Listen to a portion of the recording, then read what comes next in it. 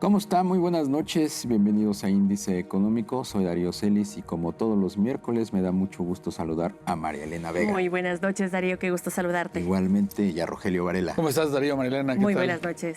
Quédese con nosotros, hoy vamos a platicar sobre el Plan Nacional Hídrico. Comenzamos. Economistas consultados por Citi recortaron a 0.1% su expectativa de crecimiento de la economía mexicana para este año desde el 0.2% anterior. Grupo Financiero Banorte pronostica una desaceleración económica en México durante los próximos meses debido a los aranceles de Donald Trump y un ajuste en el ciclo económico.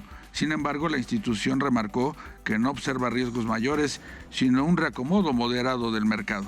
El presidente de Estados Unidos, Donald Trump, afirmó que no sabe si el tratado entre México, Estados Unidos y Canadá sigue siendo necesario. Aunque el presidente Trump no dio por muerto el tratado, señaló que no ha sido respetado en su totalidad, por lo que en caso de ser renegociado, advirtió que todas las partes tendrán que seguirlo.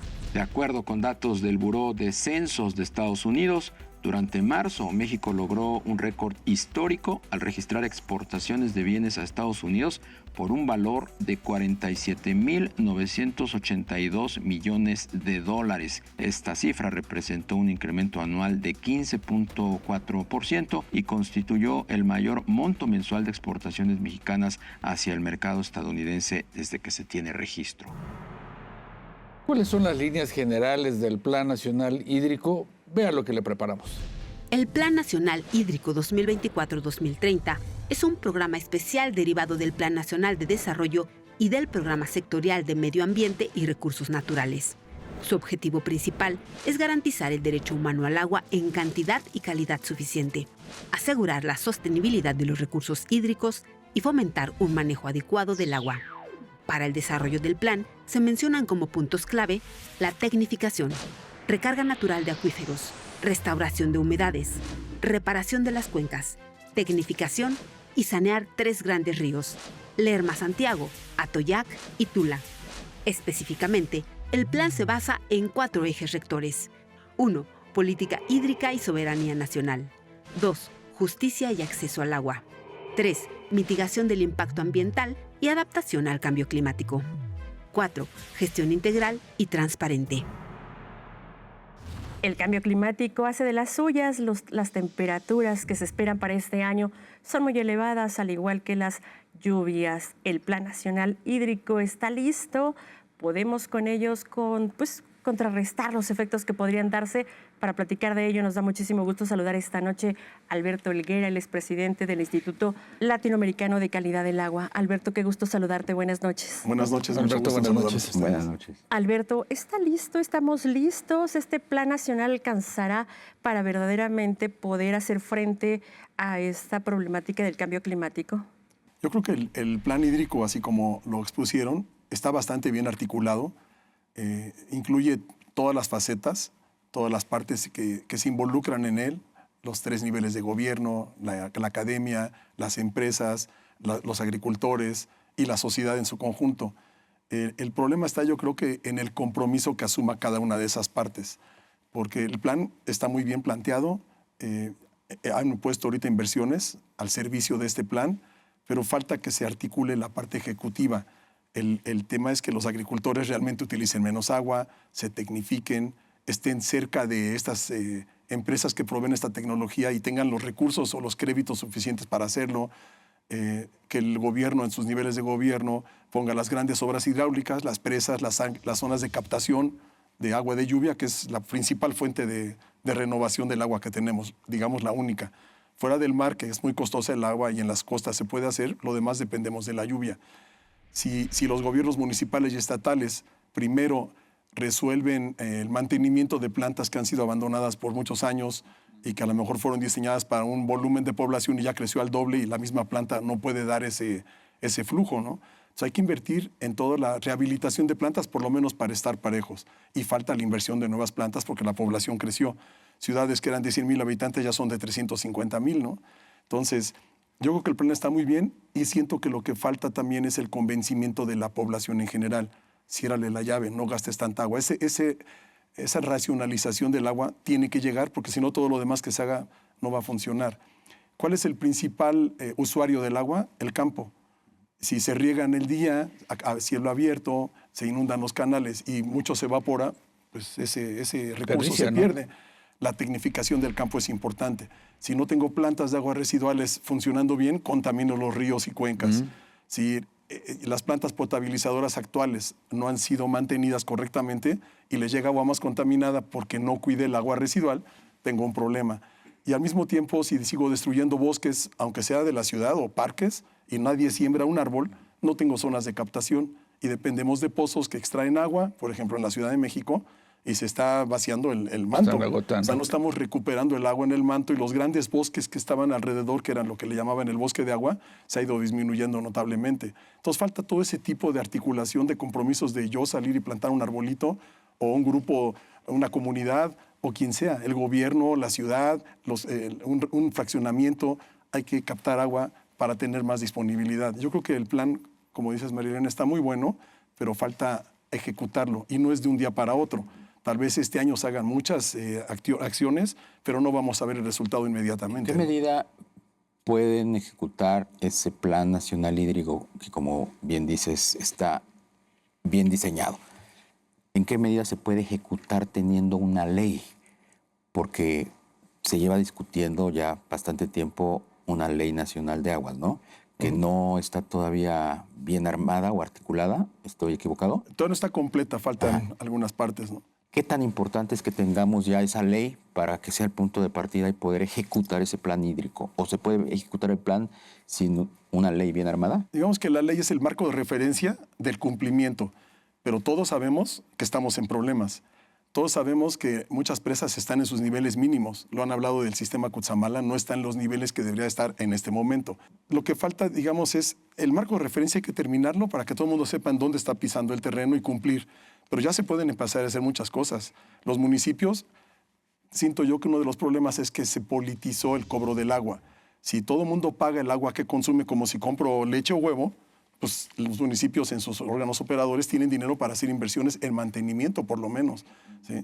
Pero si el agua en muchos lugares es muy barata o no se cobra o hay sectores vulnerables que no están bien definidos, porque luego son sectores vulnerables, que es la mitad de un territorio, ¿no? Claro. Y si tú sueltes agua y eso no se paga, y los demás que sí utilizan el agua sí la pagan a una tarifa reducida, nunca va a haber dinero para que los municipios y estados hagan lo que tienen que hacer. Entonces, no más es la ley y el marco regulatorio. Es que todo el mundo lo tome como un insumo. Se habla mucho del derecho al agua. Pues el derecho al agua está increíble. Todo el mundo tenemos derecho al agua, pero también tenemos obligación de pagarla para que pueda tener esa agua. Y se nos olvida la parte de la obligación. Abrimos la llave para bañarnos media hora y pues el agua se está tirando. Es que yo la puedo pagar. Ese no es el problema. El problema es que no hay suficiente para todos los demás, ¿no? Entonces yo creo que hay que romper ese esquema de que el agua se regala o no se debe de pagar y si no la pago no pasa nada. Es un insumo. Si no compras leche, te quedas sin leche. O sea, si no compro gasolina, se para mi coche. Si no pago el agua, me quedo sin agua. Estoy seguro que poblaciones que hoy no tienen acceso a la red estarían felices de pagar 10 pesos por metro cúbico en lugar de que vean el tandeo de pipas y a ver cuándo les llega y salir a las 5 de la mañana a buscar la pipa a un costo más elevado. Entonces yo creo que es ese cambio mental de cultura de todos los sectores. Claro. Alberto, ¿qué tan complicado va a ser para Conagua pues ejecutar ese plan que tienen de recuperar al menos 25 ríos en nuestro país? ¿Hay los recursos? ¿Qué se tendría que hacer? Yo creo que en principio han puesto recursos a disposición pero yo creo que no son suficientes. Porque para recuperar un río, acaban de empezar con el río Atoyac hace unos días. En Puebla, sí. Estuvo ahí la presidenta y fue un acto muy bueno, mucha gente cooperó. Pero una cosa es limpiar el río, pero el río tiene muchos kilómetros. Y el otro tema es pues, que ya no sigas descargando ese río que estás limpiando. ¿Cómo le hago para que todos los que descargan, pueden ser empresas, ranchos, personas que no tratan el agua y no hay plantas municipales adecuadas, pues siguen tirando el agua como les llega porque no la pueden tratar? El río lo pueden limpiar hoy, pero en un mes, 3 meses, si no se cuida eso que se descarga, va a volver a estar igual. Entonces, todo un esquema de limpiar el río, pero evitar que se vuelva a contaminar. Si yo limpio el río, pues mis plantas potabilizadoras trabajan más eficientemente. Manejo de residuos también para no arrojarlo. O sea, tiran refrigeradores al río, ¿no? Hasta autos han encontrado. Es todo un cambio de cultura empieza por la sociedad. La por creación de una cultura, verdaderamente. Oye, Alberto, sabemos que ya hay 100 empresas involucradas dentro de este plan nacional que están, pues se comprometieron a pues devolver o esa agua que no utilizan, compartirla para que verdaderamente no llegue a pasar lo que pasó hace un año en Monterrey y demás. México, y en la Ciudad de México también, ¿no? En algunas zonas. Esto, ¿cómo lo estás viendo? Siempre 100 empresas grandes están comprometidas y a lo mejor el volumen que manejan es importante. Han cedido parte de sus derechos de agua para que la población tenga agua. Pero también lo que están haciendo muchas empresas, más de 100, es buscar tecnología de recuperación de agua. Si yo trato el agua y ya cumplo con la norma y la descargo, estoy cumpliendo, ahí está mi descarga y a lo mejor pago esa descarga. Pero si yo me tecnifico y esa agua la recupero en procesos donde la pueda usar, invirtiendo, pues ya no tengo que extraer tanta agua de pozo o ya no tengo que descargar tanto a los cuerpos, aunque cumpla. Yo mismo invierto para tener más agua disponible. Si por un lado estoy comprometiendo a limitar mi succión del pozo o de mi red, porque lo quiero hacer para ceder agua a otras personas, ¿cómo le hago para recuperar agua a mis procesos? Y muchas empresas están invirtiendo cantidades importantes en eso, ¿no? O sea, empieza a funcionar en ese cambio cultural. Uno de los terribles problemas tiene que ver con las fugas de agua. Si se mitigara esa fuga de agua, que se dice que es prácticamente el 40% de lo que se consume, lo que se fuga, ayudaría mucho. ¿Y Sí. qué tan complicado es atacar ese problema? Con el simple hecho de tapar las fugas de agua se ganaría muchísimo, ¿no? Yo recuerdo en el gobierno del ingeniero Cárdenas, cuando fue jefe de gobierno de la Ciudad de México unos años, implementó un programa de meter en los conductos que eran de tubo de asbesto, digamos, tubería más moderna de polietileno de alta densidad o de plásticos que se termofusionan y se van metiendo. Sin necesidad de abrir la calle, sin necesidad de romper y parar media ciudad, iban metiendo tubos adentro, pero un tubo que iba a aguantar mucho más años, más flexible. Uno de los problemas es la extracción que hay en los pozos de la Ciudad de México. A cada rato oímos de que como el Cutzamala bajó, se habilitaron 10 pozos más en la Ciudad de México. ¿De dónde viene esa agua? Del subsuelo. Si no recargo, pues me estoy ganando el agua de abajo. Ok, saco agua hasta que se acabe. Vamos a pensar políticamente, la saco. El problema es que también la ciudad se va hundiendo y al hundirse se rompen y se fracturan las redes. Entonces, si de por sí cuesta mucho dinero cambiar esa red que está subterránea y se ha ido fracturando, pues perdemos ese 30-40% en las fugas. Cuesta aproximadamente como 4,000 millones de pesos el bombeo del sistema Cutzamala a la Ciudad de México. Bueno, si de eso, el 40% de ese bombeo lo tiro, porque no estoy pudiendo reparar, pues es dinero que se va, ¿no? Por supuesto. Si con lo que tiene el Cutzamala y tuviéramos recarga de las lluvias en los mantos, pues alcanzaría más el agua del Cutzamala, no estaríamos sacando tanta agua, ¿no? Entonces yo creo que es todo un fenómeno también de saco mucha agua de pozo, no recargo, se me fractura la red y nunca resuelvo el problema, ¿no?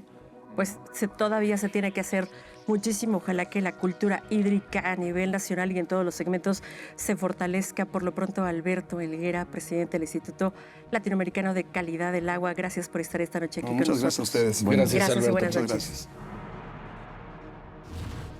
Vaya reto monumental el que tiene el gobierno de la 4T, el tema relacionado con el agua, la infraestructura hídrica, es algo que ha estado rezagado por décadas. Sí, además de que si eso le suma, Darío, Marilena, el tema del cambio climático que pues está transformando todo y que pues puede, digamos que, ampliar este estrés hídrico que venimos padeciendo en los últimos años. Así es, y como bien lo decía Alberto, es responsabilidad de todos, también nosotros como sociedad, pues de cerrar, de hacer prácticas, cultura de cuidado del agua, aquella campaña que recordamos muchos, el de ciérrale. Yo creo que tendría que volver otra vez a concientizarse dentro de la juventud, dentro de los chavos, ¿no? Y dentro de todas las familias. O aquel que decía gota a gota, el agua se agota. Exactamente. Regresar a Así esos es, fundamentales. Yo creo claro, que es que es un problema sí. también de cultura. Sí. Sí, no solamente económico, es multifactorial, en donde el tema de la cultura es fundamental. Evitar el desperdicio del Claro. agua. María Elena Vega, Muy buenas noches, Darío. Rogelio Darío, Varela, gracias, Marilena. Buenas noches. muchas gracias por habernos acompañado. Lo esperamos el próximo miércoles, Índice Económico por ADN 40. Hasta entonces, gracias.